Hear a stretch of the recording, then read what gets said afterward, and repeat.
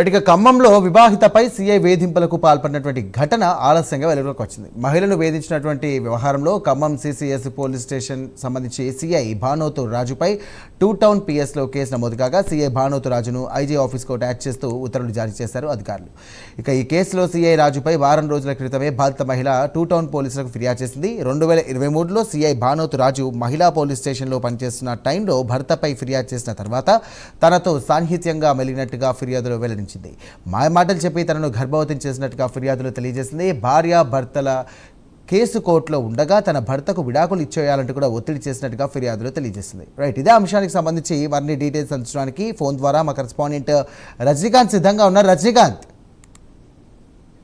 ఖమ్మం జిల్లా పోలీస్ శాఖలో కలంకిత సిఐ వ్యవహారం ఖమ్మం జిల్లా పోలీస్ శాఖను కుదిపేస్తున్న ఘటన ఆలస్యంగా వెలుగులోకి వచ్చింది. 2023 సమయంలో మహిళా పోలీస్ స్టేషన్ లో ఖమ్మం పట్టణంలో మహిళా పోలీస్ స్టేషన్ లో విధులు నిర్వహిస్తున్న భానోత్ రాజు అనే సిఐ స్టేషన్ కు ఖమ్మం పట్టణానికి సంబంధించిన భార్య భర్తల విషయంలో భార్య మహిళ తన భర్త ఇంట్లో వేధింపులకు గురి చేస్తానంటూ కేసు నమోదు చేయగా కేసు విషయంలో స్టేషన్ కు రాగా ఆమె ఫోన్ నెంబర్ తీసుకుని ఆమె ఫోన్ లో చాటింగ్ చేయడం, ఆమెతో సన్నిహితంగా ఉంటూ తను ఆమెను ప్రేమిస్తున్నానంటూ ఆమె వెంటపడి వేధింపులకు గురి చేసి ఆ తర్వాత ఆమెతో సహజీవనం చేశాడు. 2023 తర్వాత నుంచి ఇప్పటి వరకు కూడా దాదాపు 2 నెలల క్రితం వరకు కూడా నెల 45 రోజుల క్రితం వరకు కూడా సహజీవనం చేశాడు. ఆమెకి 2 సార్లు కూడా గర్భం దాల్చింది. 2 సార్లు కూడా ఆమెకు తెలియకుండా 2 సార్లు మాత్రలు ఇచ్చాడు, అంటే ఐపిల్ టాబ్లెట్లు లాంటివి ఇచ్చి ఆమె అబార్షన్ కూడా చేయించిన ఘటన చోటు చేసుకుంది. ఈ ఘటనతో విసిగి వేసారిపోయిన సదరు మహిళ తనను పెళ్లి చేసుకోవాలంటూ మాత్రానికి సదరు సిఐ భారత్ రాజుని పలు సందర్భాల్లో మాత్రం అడిగినప్పటికీ మాత్రం తను నిర్ద్వందంగా తోసిపుచ్చడంతో మాత్రం ఆమె ఆవేదన చెందింది.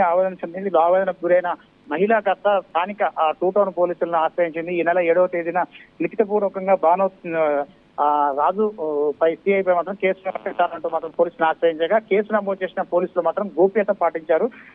రాత్రి వరకు కూడా నిన్న రాత్రి 11:30 వరకు కూడా ఈ విషయం ఎఫ్ఐఆర్ మాత్రం 7వ తారీఖు సదరు మహిళ ఇచ్చిన ఫిర్యాదులో మాత్రం కేసు నమోదు చేసిన పోలీసులు మాత్రం విషయాన్ని గోప్యతగా ఉంచారు. అప్పటికే 7వ తారీఖున సిఐ రాజుపై కేసు నమోదు చేసిన 2 టౌన్ పోలీసులు ఉన్నతాధికారులకు కూడా సమాచారం అందించడంతో అప్పటికే భానోత్ రాజు గత కొంతకాలంగా ఖమ్మం సిసిఎస్ పోలీస్ స్టేషన్ లో పనిచేస్తున్నాడు. వెంటనే ఆయన 7వ తారీఖు ముందు నుంచే సెలవులపై వెళ్ళటం ఈ కేసులో మాత్రం ట్విస్టులు ఉన్నట్టు కూడా పోలీస్ వర్గాల్లో కూడా తీవ్ర చర్చాంశనీయంగా మారింది. సెలవులో ఉంటూ అతని కేసు పెట్టిన తర్వాత 2 టౌన్ పోలీసులు ఎప్పుడైతే కేసు పెట్టారో ఆయన సెలవుల్లో వెళ్ళిన తర్వాత ఆయన యాంటిసిపేటరీ బెయిల్ కూడా తెచ్చుకున్నట్టు కూడా ఒక సమాచారం కూడా ఉంటుంది. దీనికి సంబంధించింది కూడా మహిళా ఫిర్యాదులో మాత్రానికి కీలకమైన నర్మగర్భమైన వ్యాఖ్యలు కూడా చేసింది. తనను మానసికంగా, శారీరకంగా, ఆర్థికంగా వాడుకొని ఇబ్బందులకు గురి చేసిన సిఐ పై మాత్రం చర్యలు తీసుకోవట్లేదు అంటూ మాత్రానికి దానికి సంబంధించిన మహిళ కూడా ఇబ్బందులకు గురవుతుంది. ఉన్నతాధికారులు మాత్రానికి ఐజీ ఆఫీస్ కి అటాచ్ చేస్తున్నట్టు ఉత్తర్వులు జారీ చేశారు. ఆ ఉత్తర్వులను కూడా బయటికి పొక్కకుండా చేశారు.